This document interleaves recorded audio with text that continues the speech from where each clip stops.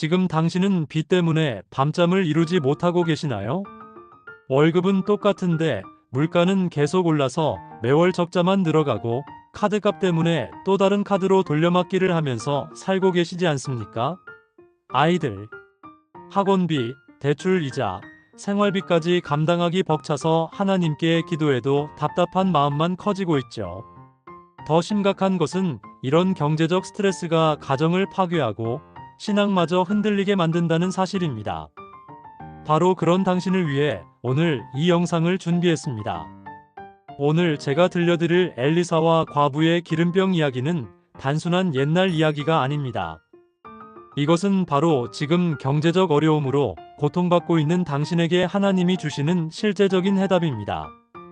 이 영상을 끝까지 보시면 왜 하나님께서 가난한 자들을 특별히 사랑하시는지, 그리고 어떻게 하면 아무것도 없는 상황에서도 하나님의 기적을 체험할 수 있는지 분명하게 알게 될 것입니다. 더 나아가 경제적 어려움을 축복으로 바꾸는 하나님의 놀라운 법칙까지 공개해 드릴 예정입니다. 그런데 잠깐, 이 비밀을 알기 전에 반드시 알아야 할 중요한 사실이 하나 있습니다. 이 과부에게 일어난 기적은 단순한 우연이 아니었습니다. 여기에는 하나님의 기적을 받기 위한 정확한 조건들이 숨어 있습니다. 만약 이 조건들을 제대로 이해하지 못하면 당신은 평생 가난에서 벗어나지 못할 수도 있습니다. 왜냐하면 하나님께서는 아무에게나 기적을 주시는 것이 아니라 특별한 조건을 만족한 사람에게만 기적을 베푸시기 때문입니다.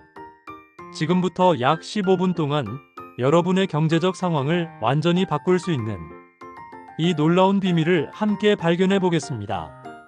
먼저 이 과부가 처했던 절망적인 상황부터 살펴보겠습니다. 열왕기하 4장 1절을 함께 읽어보겠습니다. 선지자의 제자들의 아내 중에 한 여인이 엘리사에게 부르짖어 이르되 당신의 종 나의 남편이 이미 죽었는데 당신의 종이 여호와를 경외한 줄은 당신이 아시는 바니이다. 이제 빚 주는 자가 와서 나의 두 아이를 데려다가 그의 종으로 삼고자 하나이다. 이 과부의 상황이 얼마나 절망적이었는지 보이시나요? 첫째, 남편을 잃었습니다. 당시의 여성은 혼자서 경제활동을 하기가 거의 불가능했기 때문에 남편의 죽음은 곧 경제적 파탄을 의미했습니다. 둘째, 빚이 있었습니다. 남편이 살아있을 때부터 있었던 빚인지 아니면 남편이 죽은 후에 생긴 빚인지는 모르지만 어쨌든 감당할 수 없는 빚이 있었습니다. 셋째, 빚쟁이가 아이들을 종으로 데려가려고 했습니다. 당시 법에 따르면 빚을 갚지 못하면 자녀를 종으로 팔아서라도 빚을 갚아야 했습니다. 상황이 얼마나 절망적인지 아시겠습니까? 가장이 죽고 빚은 산더미 같고 아이들마저 빼앗길 위기에 처한 것입니다. 여러분 중에도 혹시 이런 심정을 이해하시는 분이 계실 것입니다. 실업이나 사업 실패로 소득이 끊어졌는데 빚은 그대로 남아있고 이자는 눈덩이처럼 불어나고 아이들 교육비는 걱정되고 집까지 날릴까봐 두려운 그런 상황 말입니다. 하지만 여기서 중요한 것은 이 과부가 어디로 도움을 요청했느냐는 것입니다. 1절을 다시 보면 엘리사에게 부르짖으라고 되어 있습니다. 이 과부는 절망적인 상황에서 하나님의 사람에게 도움을 요청했습니다.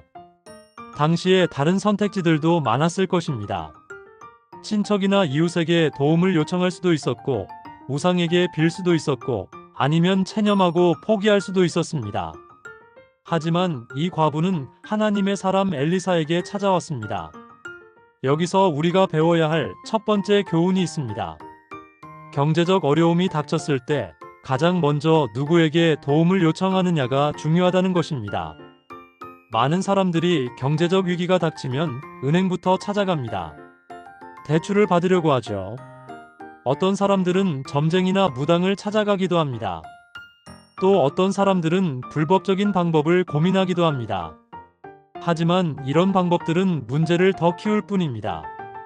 이 과부는 달랐습니다. 가장 먼저 하나님께 부르짖었습니다. 그리고 또 한 가지 중요한 사실이 있습니다. 1절에서 당신의 종이 여호와를 경외한 줄은 당신이 아시는 바니이다라고 말했습니다. 이것은 그녀의 남편이 하나님을 경외하는 사람이었다는 뜻입니다. 즉, 이 가정은 평소에 하나님을 섬기는 가정이었다는 것입니다. 열왕기하 4장 2절을 보겠습니다. 엘리사가 그에게 이르되 내가 너를 위하여 어떻게 하랴 내 집에 무엇이 있는지 내게 말하라. 그가 이르되 계집종의 집에 기름 한 그릇 외에는 아무것도 없나이다 하니 엘리사가 과부에게 물었습니다. 내 집에 무엇이 있는지 내게 말하라. 이것은 아주 중요한 질문입니다. 엘리사는 왜 이런 질문을 했을까요? 하나님의 기적은 항상 우리가 가진 것에서 시작되기 때문입니다. 아무것도 없다고 생각하는 상황에서도 하나님께서는 우리가 가진 작은 것을 사용하셔서 큰 기적을 만드십니다. 과부는 처음에 아무것도 없다고 답했습니다. 하지만 엘리사가 더 자세히 물어보니 기름 한 그릇이 있다고 했습니다. 여러분, 혹시 지금 나는 아무것도 없어라고 절망하고 계시나요? 정말 아무것도 없습니까? 건강이 있지 않습니까? 시간이 있지 않습니까? 재능이 있지 않습니까? 경험이 있지 않습니까? 하나님께서는 우리가 없다고 생각하는 것들을 찾아내셔서 그것으로 기적을 만드십니다. 이 과부에게는 기름 한 그릇이 있었습니다. 기름 한 그릇, 정말 보잘것없어 보였습니다. 하지만 하나님의 손에 들어가면 놀라운 기적의 재료가 될 수 있었습니다. 3절부터 4절을 계속 읽어보겠습니다. 이르되 너는 밖에 나가서 모든 이웃에게 그릇을 빌리라. 빈 그릇을 빌리되 조금 빌리지 말고 너와 내 아들들은 들어가서 문을 닫고 그 모든 그릇에 기름을 부어서 차는 대로 옮겨 놓으라. 엘리사가 과부에게 구체적인 지시를 했습니다. 첫째, 이웃에게 빈 그릇을 빌려오라고 했습니다. 둘째, 조금 빌리지 말고 많이 빌려오라고 했습니다. 셋째, 문을 닫고 기름을 부으라고 했습니다. 여기서 우리가 주목해야 할 것이 있습니다. 엘리사는 과부에게 단순히 기도만 하라고 하지 않았습니다. 구체적인 행동을 하라고 했습니다. 하나님의 기적은 우리의 믿음의 행동과 함께 일어납니다. 그리고 조금 빌리지 말고라는 표현이 중요합니다. 이것은 과부의 믿음의 크기를 시험하는 것이었습니다. 얼마나 많은 그릇을 빌려오느냐에 따라 받을 축복의 크기가 달라질 것이었기 때문입니다. 여러분은 하나님께 얼마나 큰 축복을 기대하고 계시나요? 조금만 도와주세요라고 기도하시나요? 아니면 크고 놀라운 기적을 보여주세요라고 기도하시나요? 하나님은 우리의 믿음의 크기만큼 축복을 주십니다. 5절부터 6절을 보겠습니다. 여인이 물러가서 그의 아들들과 함께 문을 닫은 후에 그들은 그릇을 그에게로 가져오고 그는 부었더니 그릇이 다 찬지라. 여인이 아들에게 이르되 또 그릇을 내게로 가져오라 하니 아들이 이르되 그릇이 다 떨어졌나이다 하니 기름이 곧 그쳤더라. 놀라운 일이 일어났습니다. 과부가 엘리사의 말대로 순종해서 행동했을 때 기름 한 그릇이 계속해서 넘쳐 흘렀습니다. 빈 그릇에 부으면 기름이 가득 찼고 또 다른 빈 그릇에 부어도 기름이 가득 찼습니다. 이런 일이 그릇이 떨어질 때까지 계속되었습니다. 여기서 우리가 발견할 수 있는 중요한 원리가 있습니다. 하나님의 기적은 우리의 순종과 함께 일어난다는 것입니다. 과부가 엘리사의 말을 듣고만 있었다면 아무 일도 일어나지 않았을 것입니다. 하지만 그녀는 말씀대로 행동했습니다. 이웃에게 가서 빈 그릇을 빌려왔고 문을 닫고 기름을 부었습니다. 그 순종의 행동과 함께 하나님의 기적이 일어났습니다. 여러분은 어떻습니까? 하나님의 말씀을 들었을 때 즉시 순종하시나요? 아니면 이런저런 핑계를 대면서 미루시나요? 또 한 가지 중요한 것은 그릇이 다 떨어졌을 때 기름이 그쳤다는 사실입니다. 이것은 축복의 크기가 우리가 준비한 그릇의 크기와 비례한다는 의미입니다. 만약 과부가 그릇을 더 많이 준비했다면 기적도 더 컸을 것입니다. 7절을 보겠습니다. 그 여인이 하나님의 사람에게 가서 말하니 그가 이르되 너는 가서 기름을 팔아 빚을 갚고 남은 것으로 너와 내 아들들이 생활하라 하니라. 기적이 일어난 후 과부는 엘리사에게 가서 보고했습니다. 엘리사는 그녀에게 말했습니다. 기름을 팔아서 빚을 갚고 남은 것으로 생활하라. 여기서 우리가 주목해야 할 점들이 있습니다. 첫째, 빚을 완전히 갚을 수 있었다는 것입니다. 그 많던 빚이 기름을 팔아서 다 갚아질 정도로 충분한 기름이 있었다는 뜻입니다. 둘째, 빚을 갚고도 생활할 돈이 남았다는 것입니다. 하나님의 축복은 항상 넘치는 축복입니다. 딱 필요한 만큼만 주시는 것이 아니라 넘쳐 흐르도록 주십니다. 셋째, 이것이 일회성 기적이 아니었다는 것입니다. 남은 것으로 너와 내 아들들이 생활하라는 말은 한동안 생활할 수 있을 만큼 충분했다는 의미입니다. 여러분, 이것이 바로 하나님의 방식입니다. 하나님께서는 절반만 도와주시는 분이 아닙니다. 완전하게 넘치도록 도와주십니다. 잠깐 여기서 여러분께 중요한 말씀을 드리고 싶습니다. 혹시 지금 이 영상을 보시면서 은혜를 받고 계시다면 꼭 구독과 좋아요 버튼을 눌러주시기 바랍니다. 그리고 경제적으로 어려움을 겪고 있는 주변 분들에게도 이 영상을 공유해주세요. 함께 하나님의 기적을 체험하고 축복받을 수 있도록 말입니다. 이제 이 기적이 일어나기 위한 조건들을 정리해 보겠습니다. 첫째, 하나님을 경외하는 삶이었습니다. 1절에서 과부는 당신의 종이 여호와를 경외한 줄은 당신이 아시는 바니이다라고 했습니다. 이 가정은 평소에 하나님을 섬기는 가정이었습니다. 갑자기 어려움이 닥쳤다고 해서 하나님을 찾는 것이 아니라 평상시에도 하나님과 관계를 유지하고 있었습니다. 둘째, 올바른 곳에 도움을 요청했습니다. 과부는 세상적인 방법이 아니라 하나님의 사람에게 도움을 요청했습니다. 문제가 생겼을 때 가장 먼저 하나님께 부르짖었습니다. 셋째, 가진 것을 인정했습니다. 처음에는 아무것도 없다고 했지만 엘리사가 물어보니 기름 한 그릇이 있다고 인정했습니다. 하나님의 기적은 우리가 가진 것을 인정하고 하나님께 드릴 때 시작됩니다. 넷째, 믿음으로 순종했습니다. 엘리사의 지시가 상식적으로는 이해되지 않았지만 과부는 의심하지 않고 순종했습니다. 다섯째, 큰 믿음을 보였습니다. 조금 빌리지 말고 많은 그릇을 빌려왔습니다. 이것은 큰 기적을 기대하는 믿음이었습니다. 이 5가지 조건이 모두 충족되었을 때 하나님의 놀라운 기적이 일어났습니다. 이제 이 이야기가 오늘 우리에게 주는 교훈을 생각해 보겠습니다. 현대를 살아가는 우리에게도 경제적 어려움은 언제든지 닥칠 수 있습니다. 실업, 사업 실패, 질병, 사고 등으로 인해 갑자기 경제적 위기에 빠질 수 있습니다. 그럴 때 우리는 어떻게 해야 할까요? 첫째, 평상시에 하나님과의 관계를 잘 유지해야 합니다. 이 과부의 가정이 기적을 받을 수 있었던 것은 평소에 하나님을 경외했기 때문입니다. 위기가 닥쳤을 때만 하나님을 찾는 것이 아니라 평상시에도 꾸준히 하나님을 섬기는 삶을 살아야 합니다. 둘째, 문제가 생겼을 때 가장 먼저 하나님께 기도해야 합니다. 세상적인 방법을 먼저 찾지 말고 하나님께 먼저 부르짖어야 합니다. 물론 실질적인 노력도 해야 하지만 가장 먼저는 하나님께 도움을 요청해야 합니다. 셋째, 내가 가진 것이 무엇인지 정확히 파악해야 합니다. 아무것도 없다고 절망하지 말고 하나님께서 내게 주신 것들을 찾아내야 합니다. 건강, 시간, 재능, 경험, 인맥, 지식 등 분명히 무언가는 가지고 있을 것입니다.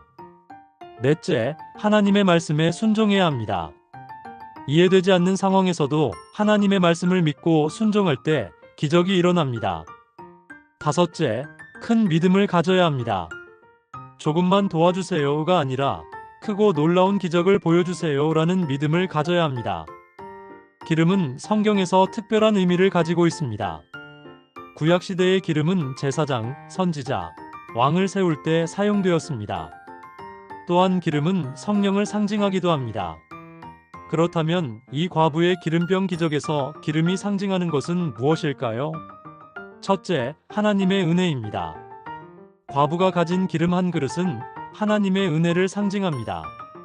비록 작아 보였지만 하나님의 손에 의해 엄청나게 불어났습니다. 우리가 받은 하나님의 은혜도 마찬가지입니다.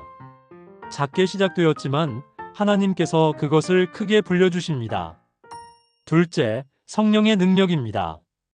기름이 계속해서 넘쳐 흐른 것처럼 성령의 능력도 끝이 없습니다. 우리가 성령의 능력을 의지할 때 불가능한 일들이 가능해집니다. 셋째, 하나님의 공급하심입니다. 하나님께서는 우리의 모든 필요를 공급해 주시는 분입니다. 빌립보서 4장 19절 말씀처럼 나의 하나님이 그리스도 예수 안에서 영광 가운데 그 풍성한 대로 너희 모든 쓸 것을 채우시리라고 약속하셨습니다. 이 이야기에서 또 한 가지 중요한 교훈은 준비의 중요성입니다. 과부는 엘리사의 지시에 따라 빈 그릇들을 준비했습니다. 그리고 준비한 그릇의 수만큼 기름이 채워졌습니다. 만약 그릇을 하나만 준비했다면 기름도 하나의 그릇만큼만 받았을 것입니다. 하지만 그녀는 조금 빌리지 말고 많은 그릇을 준비했기 때문에 그만큼 많은 축복을 받을 수 있었습니다. 이것은 우리에게 중요한 교훈을 줍니다. 하나님의 축복을 받기 위해서는 축복을 담을 그릇을 준비해야 한다는 것입니다.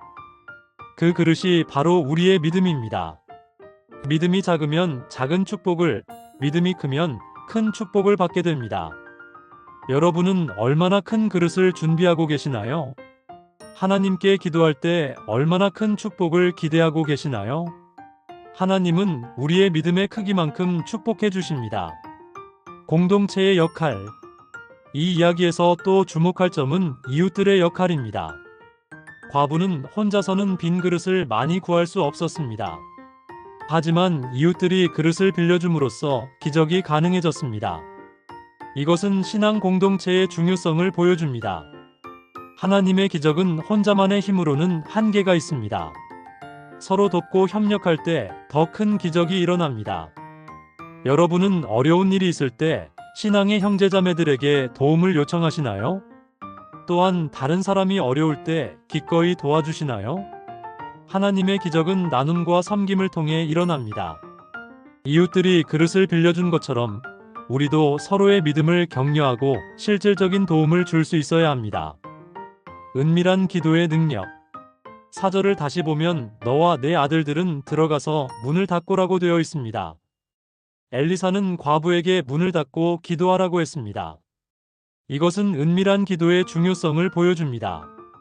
마태복음 6장 6절에서 예수님도 너는 기도할 때에 내 골방에 들어가 문을 닫고 은밀한 중에 계신 내 아버지께 기도하라고 말씀하셨습니다. 진정한 기적은 사람들에게 보이기 위한 것이 아니라 하나님과의 은밀한 교제 가운데서 일어납니다. 과부는 문을 닫고 하나님과 단독으로 만났습니다. 그 은밀한 시간에 하나님의 기적이 일어났습니다. 여러분은 하나님과 단독으로 만나는 시간을 가지고 계시나요? 사람들에게 보이기 위한 기도가 아니라 오직 하나님만을 바라보는 은밀한 기도를 드리고 계시나요? 진정한 기적은 그런 은밀한 기도 가운데서 일어납니다. 기적이 일어난 후 과부는 엘리사에게 가서 보고했습니다. 이것은 감사의 표현이었습니다. 하나님의 은혜를 받은 후에는 반드시 감사해야 합니다. 그리고 그 은혜를 다른 사람들과 나누어야 합니다. 과부가 받은 축복은 혼자만 누리기 위한 것이 아니었습니다. 빚을 갚음으로써 빚쟁이와의 관계도 회복되었고 아이들이 종이 되지 않고 자유롭게 살 수 있게 되었습니다.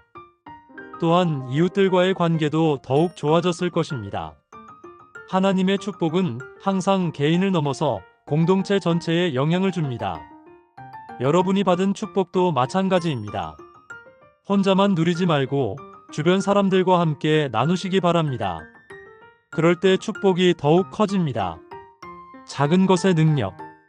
이 이야기에서 가장 인상적인 것은 기름 한 그릇이라는 작은 것에서 시작된 기적입니다. 하나님께서는 작은 것을 통해 큰 일을 하시는 분입니다. 다윗의 물매돌, 모세의 지팡이, 오병이어의 도시락 모두 작은 것들이었습니다. 하지만 하나님의 손에 들어가면 놀라운 기적의 도구가 되었습니다. 여러분도 나는 아무것도 없어라고 절망하지 마시기 바랍니다. 하나님께서는 여러분이 가진 작은 것을 찾고 계십니다. 그 작은 것을 하나님께 드릴 때 놀라운 기적이 시작됩니다. 중요한 것은 크기가 아니라 하나님께 드리는 마음입니다. 진심으로 하나님께 드리는 작은 것이 억지로 드리는 큰 것보다 더 큰 기적을 만들어낼 수 있습니다. 경제적 축복의 원리. 이제 엘리사와 과부의 기름병 이야기를 통해 배운 경제적 축복의 원리를 정리해 보겠습니다. 첫째, 평상시의 신앙생활이 기초가 되어야 합니다. 갑작스러운 위기가 닥쳤을 때만 하나님을 찾는 것이 아니라 평소에 꾸준히 하나님과의 관계를 유지해야 합니다. 매일 말씀을 읽고 기도하고 예배드리고 11조를 드리는 것이 기본입니다. 둘째, 문제가 생겼을 때 올바른 곳에 도움을 요청해야 합니다. 세상적인 방법을 먼저 찾지 말고 하나님께 먼저 부르짖어야 합니다. 하나님의 말씀과 기도를 통해 해답을 구해야 합니다. 셋째, 내가 가진 것을 정확히 파악하고 하나님께 드려야 합니다. 아무것도 없다고 절망하지 말고 하나님께서 내게 주신 것들을 찾아내서 하나님의 영광을 위해 사용해야 합니다. 넷째, 하나님의 말씀에 온전히 순종해야 합니다. 이해되지 않는 상황에서도 인간적으로 말이 안 되는 것 같아도 하나님의 말씀이라면 순종해야 합니다. 다섯째, 큰 믿음을 가지고 기도해야 합니다. 조금만 도와주세요가 아니라 넘치도록 축복해주세요라는 믿음을 가져야 합니다. 희망의 메시지. 사랑하는 여러분, 지금 경제적으로 어려운 상황에 있더라도 절망하지 마시기 바랍니다. 엘리사 시대의 그 과부도 여러분과 똑같은 상황에 있었습니다. 남편을 잃고 빚에 쪼들리고 아이들마저 빼앗길 위기에 처했었습니다. 하지만 하나님께서는 그 절망적인 상황을 완전히 뒤바꿔 주셨습니다. 기름 한 그릇으로 모든 빚을 갚게 해주시고 남은 것으로 생활할 수 있게 해주셨습니다. 여러분의 하나님도 동일하신 하나님이십니다. 2000년 전이나 지금이나 하나님의 능력은 변하지 않았습니다. 여러분이 가진 작은 것이라도 하나님께 온전히 드릴 때 놀라운 기적이 일어날 것입니다. 중요한 것은 포기하지 않는 것입니다. 하나님을 끝까지 신뢰하는 것입니다. 그리고 하나님의 말씀에 순종하는 것입니다. 그럴 때 여러분도 반드시 이 과부와 같은 기적을 체험하게 될 것입니다. 빚에서 완전히 해방되고 경제적 자유를 누리고 다른 사람들을 도울 수 있는 축복받은 삶을 살게 될 것입니다. 여러분, 오늘 엘리사와 과부의 기름병 이야기를 통해 많은 은혜와 위로를 받으셨기를 바랍니다. 경제적 어려움 속에서도 하나님을 신뢰하고 작은 것이라도 하나님께 드릴 때 일어나는 놀라운 기적을 보셨습니다. 이 영상이 도움이 되셨다면 구독과 좋아요, 그리고 알림 설정까지 꼭 부탁드립니다. 그리고 댓글로 여러분의 경제적 간증이나 기도 제목도 나누어 주시면 함께 기도하고 은혜를 나눌 수 있을 것 같습니다. 특히 지금 경제적으로 어려움을 겪고 계신 분들이 주변에 계시다면 이 영상을 꼭 공유해 주시기 바랍니다. 함께 하나님의 기적을 체험하고 경제적 자유를 누릴 수 있도록 말입니다. 다음 영상에서는 요나와 큰 물고기의 놀라운 이야기를 들려드릴 예정입니다. 하나님의 명령을 거역하고 도망간 요나가 큰 물고기 뱃속에서 3일 3밤을 보내면서 깨닫게 된 회개와 순종의 비밀, 그리고 그것이 오늘 우리에게 주는 교훈이 무엇인지 자세히 나누어 드리겠습니다. 지금 하나님의 뜻을 알면서도 순종하지 못하고 있는 분들, 자신의 길을 고집하다가 어려움에 빠진 분들에게 정말 필요한 말씀이 될 것입니다. 그럼 다음 영상에서 또 만나 뵙겠습니다. 하나님의 풍성한 축복과 경제적 자유가 여러분과 함께 하시기를 축원합니다. 감사합니다.